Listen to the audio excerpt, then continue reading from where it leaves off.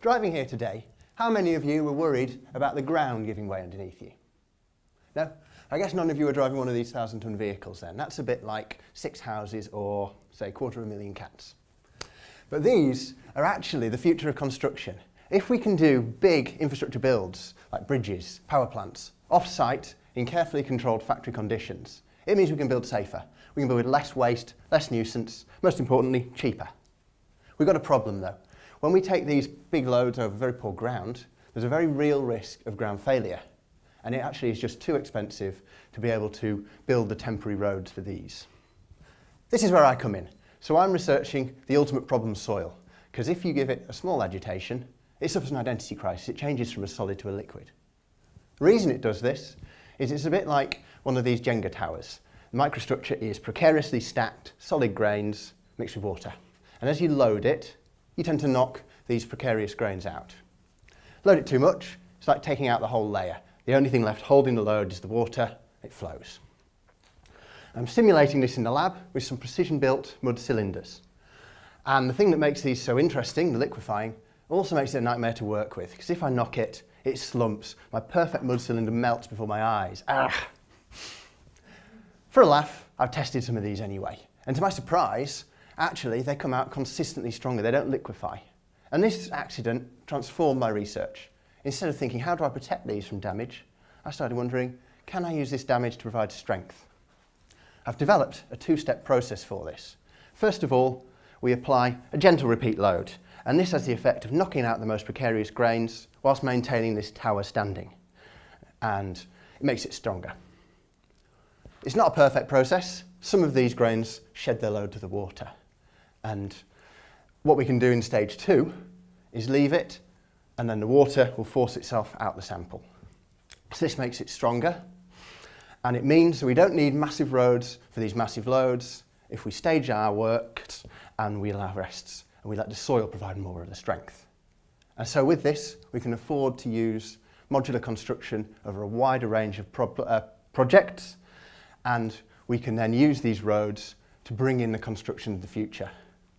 And this construction will be cheaper, it will be safer, and it will be greener, and it will make all our daily lives just that little bit easier. Thank you.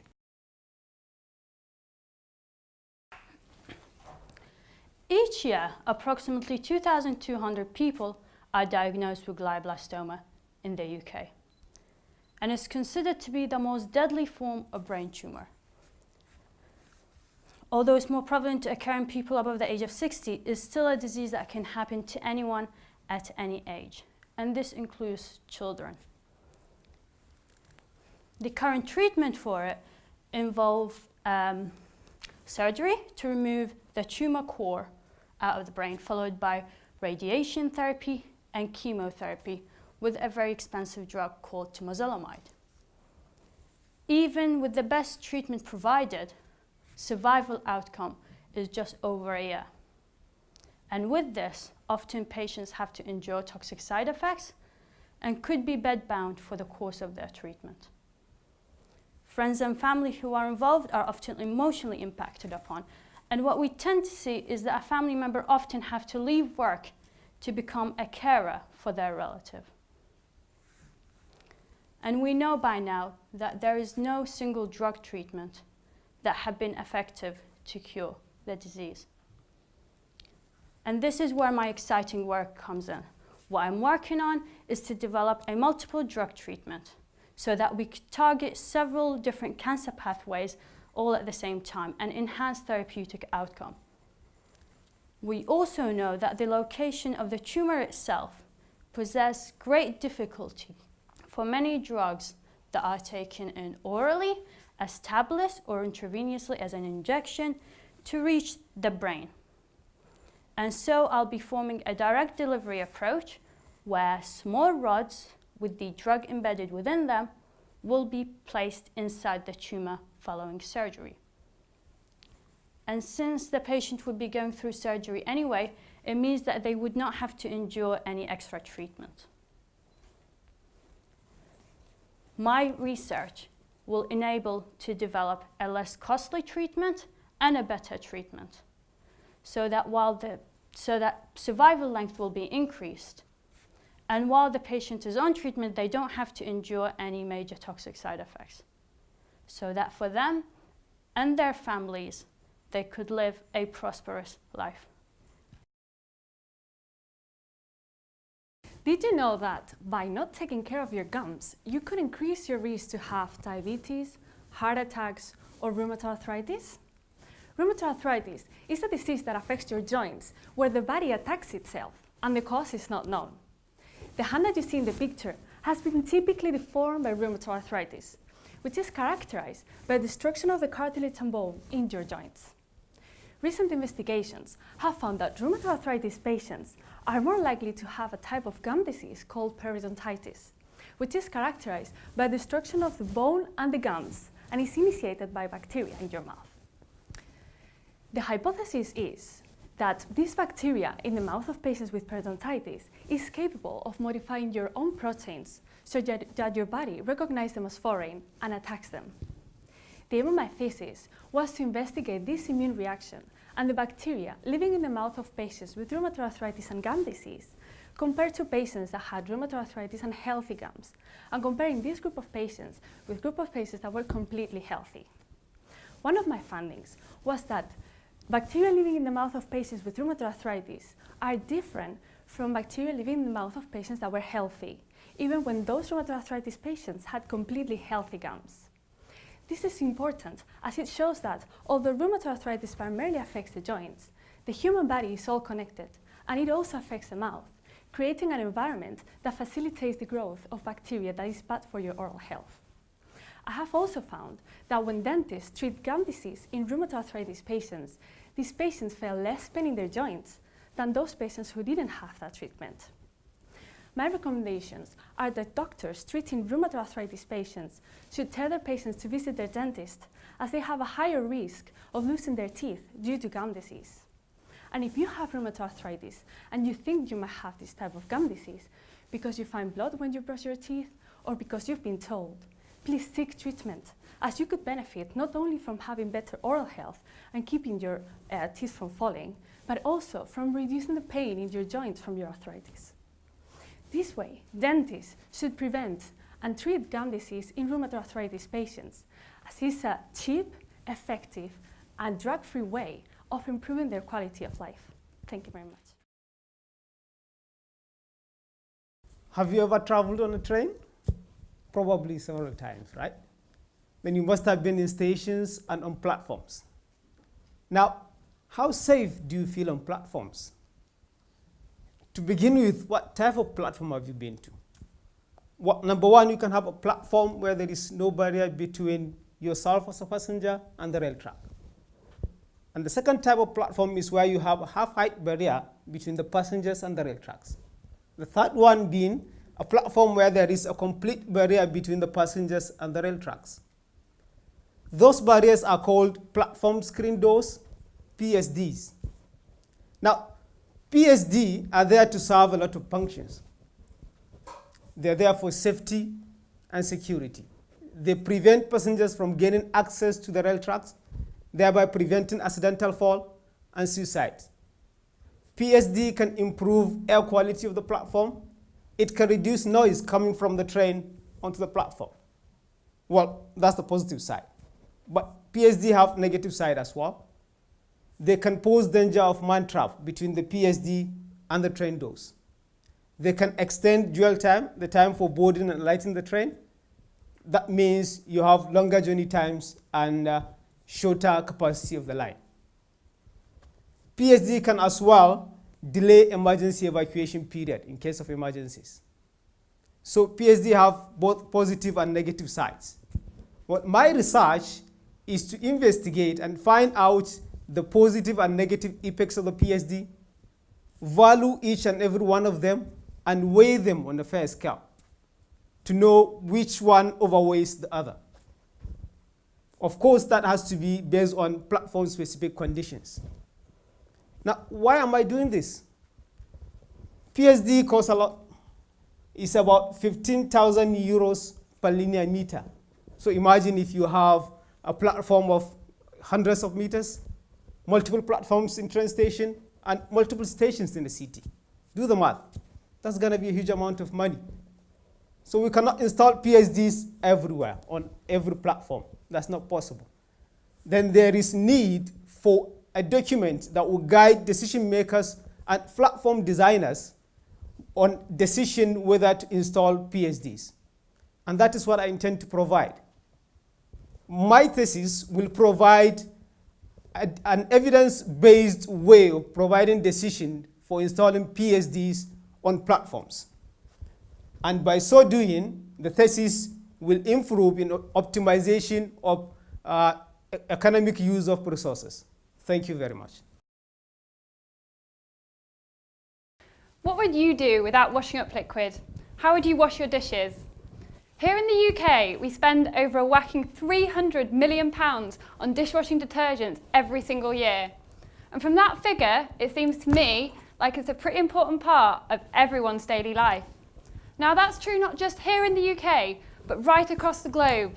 From countries where they have hot temperatures, 53 degrees in Death Valley, to regions with colder temperatures, -41 in Japan.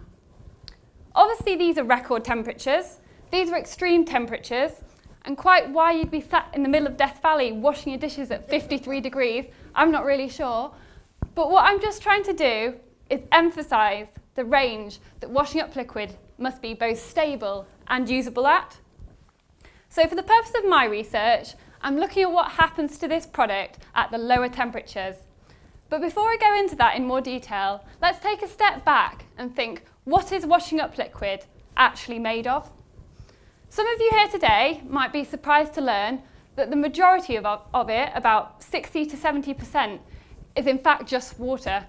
But before you start worrying you're just buying expensive water, the remainder of it is made up of chemical components called surfactants. It is these surfactants that clean your dishes, but it is also these surfactants that can cause issues at low temperature when they can crystallise out, as shown in this image on the bottom left. This image might look pretty cool, but it's actually really bad news for consumers. If your washing up liquid by your sink started forming crystals in it, you'd be questioning, is it safe? Is it going to clean my dishes? Is it stable? You'd throw it away, you'd send it back. And it's this wastage and product recalls that can have a negative environmental impact, as well as incurring costs for the industries that produce this product. So that's really where I come in.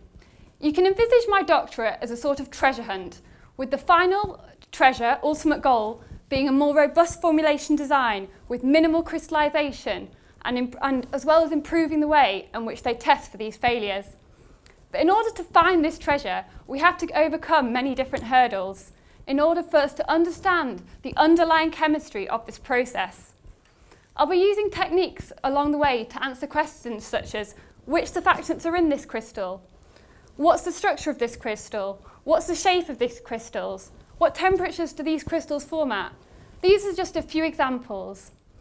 And by answering these questions, finding the final treasure and sourcing a more robust formulation design, it will enable 1, people in extreme climates to use washing up liquid, 2, it will save industry a lot of money, and 3, it will enable for a greener world for everyone across the globe today. Thank you for your time.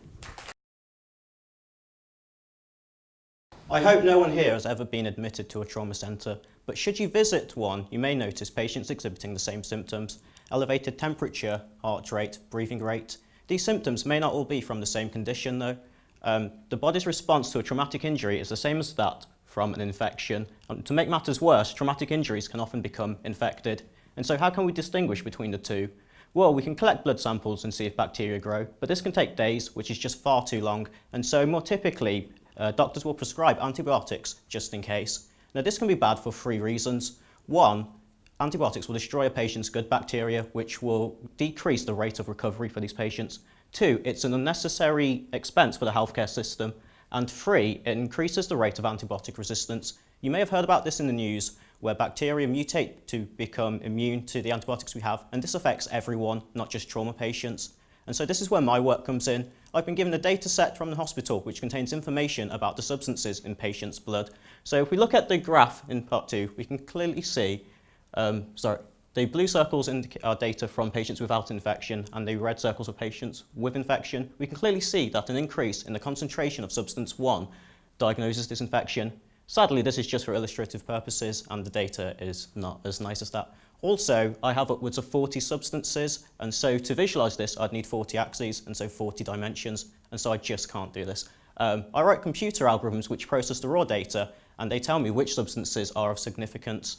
So what can I do with these? Well, the overall aim is to create a diagnostic sensor, and so we want to detect these substances, and so we look to the body. You may be familiar with enzymes, so they aid with things such as digestion. So in your stomach, there are specific enzymes which will bind to specific food molecules to break them down.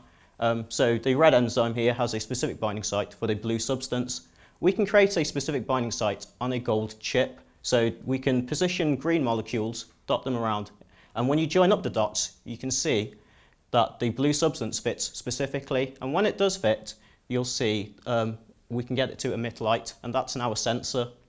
And so the overall aim of my project is to identify these substances which can diagnose infection, and then to create a sensor which can be taken to the hospital and used at the bedside. And this will reduce antibiotic resistance, save money, and hopefully save lives. Thank you.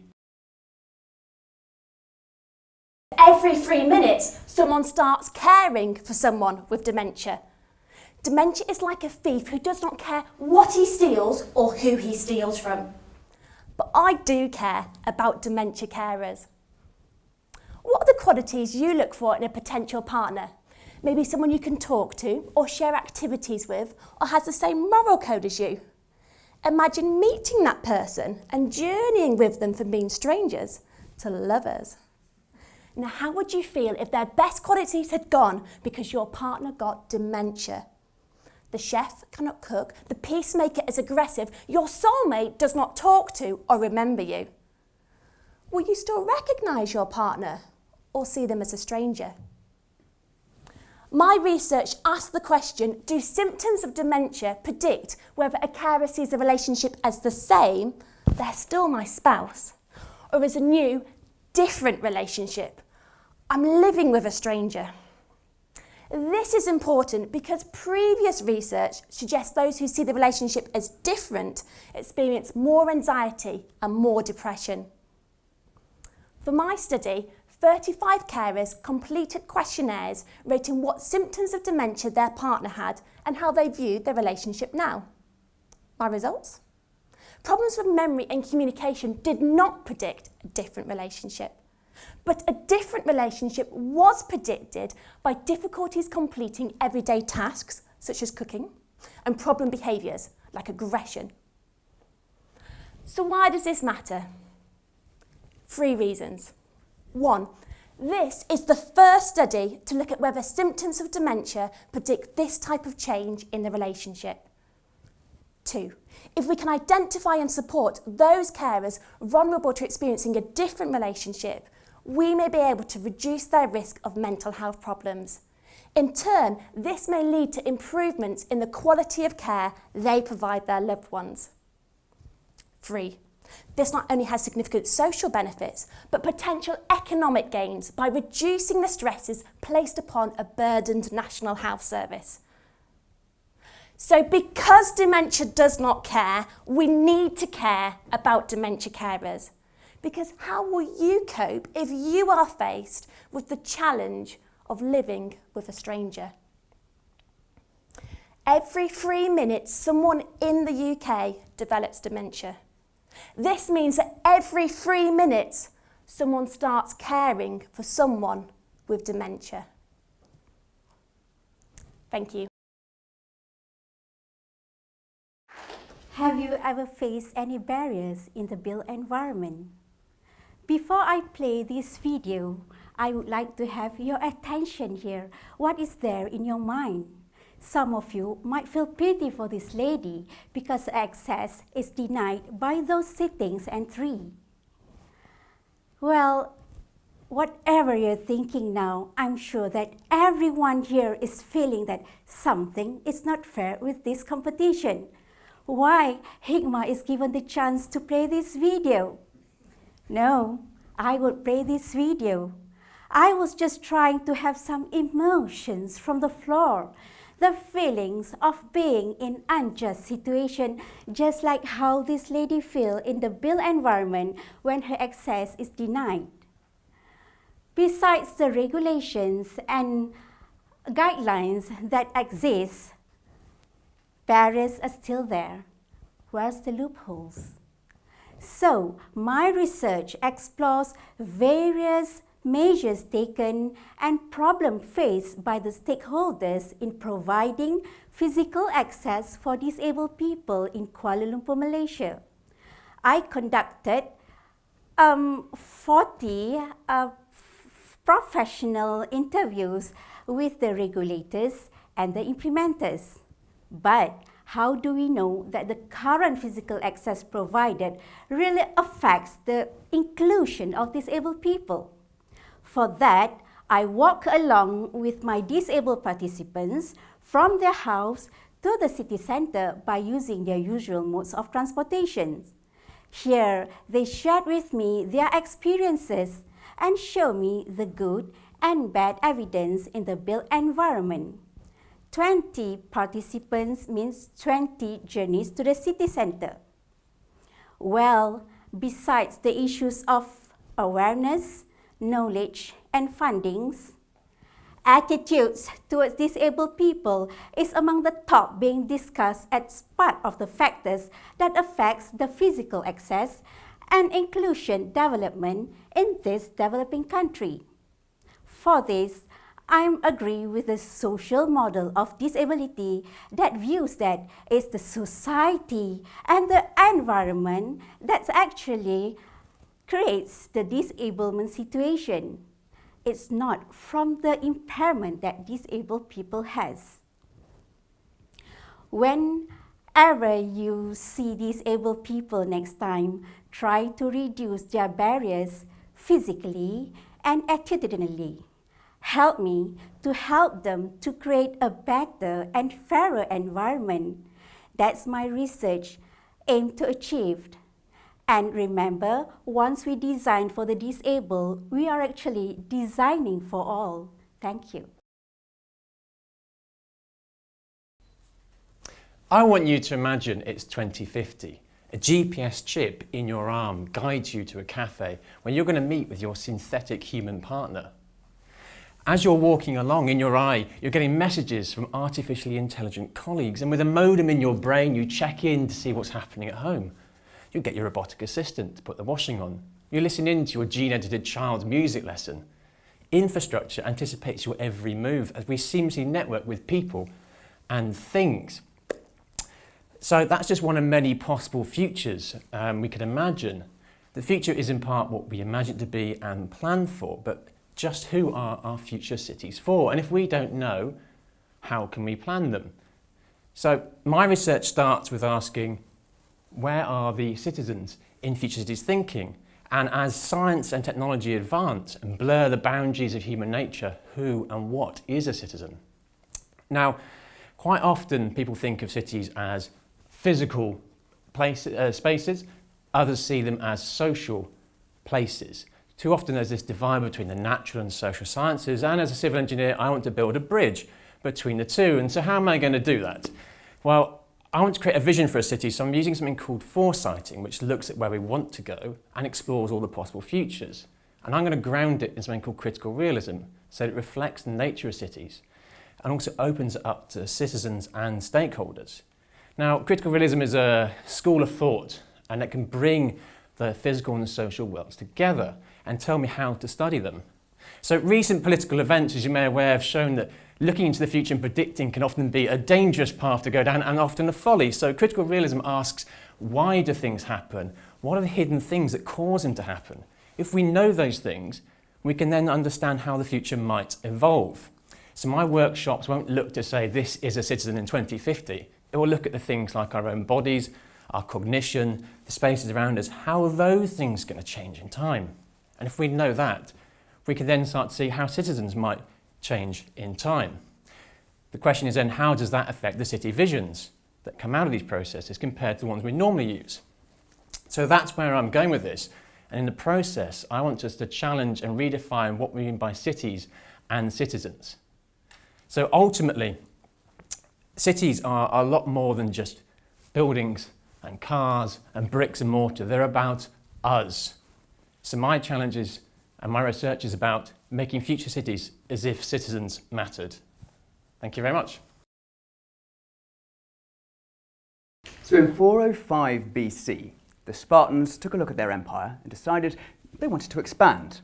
They employed a new naval commander called Lysander, and he built up their navy and set his sight on the city of Athens. He took the navy and sailed up towards Athens. The Athenians saw him coming, so they met him halfway. There was a huge naval battle, but the Spartans won out. This allowed them to sail up towards the city of Athens and blockade the city. This blockade prevented any supply coming in and out of the city.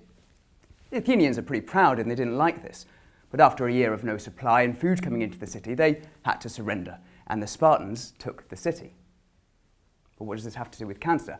Well, tumours, very much like cities, need blood vessels or supply routes to provide them with food and nutrient and oxygens so that they can grow. Tumours can't grow to more than about 2 millimetres in size before they need more blood vessels and food and oxygen so that they can grow. My thesis is looking at delivering a chemical called siRNA into tumours to turn off a gene to prevent the growth of new blood vessels. Blood vessels grow in multiple different ways. One way they can grow is like the branches of a tree. siRNA is kind of like the DNA in our cells, except it's made to look like a virus. It has a special ability to turn off specific genes. CLEC14A is involved in the development of these branches off of the tree, of these tumour blood vessels. If we can turn this gene off, then we can prevent this branching and growth of new blood vessels. So we take this siRNA targeted at turning off CLEC14A, we put it inside a nanoparticle, and we target this nanoparticle to the tumour blood vessels. Nanoparticles are great. They are these tiny spheres that are about 1/1000th of a metre in size. So we can stick this siRNA inside the particles and protect it from the body and natural environment. It gets to the cell and it releases this siRNA, enabling it to turn off the gene. Not only can you put stuff inside nanoparticles, though, you can put stuff on the outside.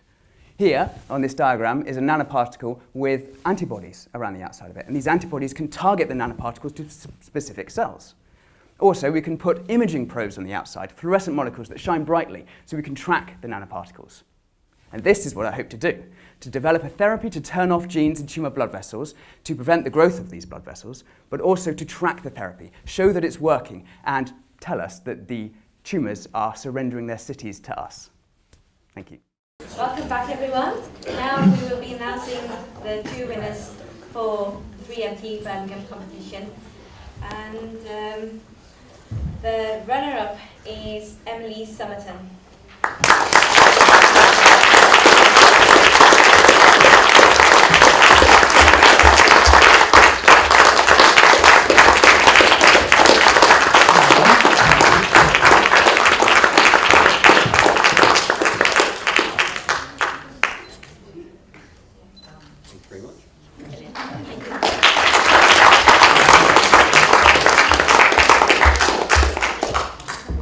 Okay, and hopefully we won't have an Oscars moment here, or even a Mansfield election one. The winner, and before I announce the winner, I must say how high the standard was. Okay, we were all really impressed with the standard of contributions this year. So well done, everyone, actually.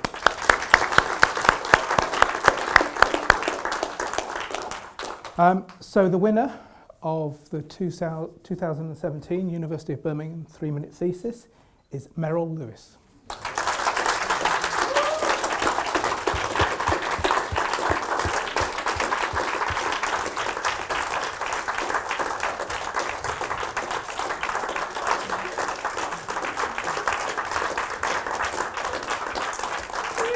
Well done, congratulations. Thank you so much. Thank you.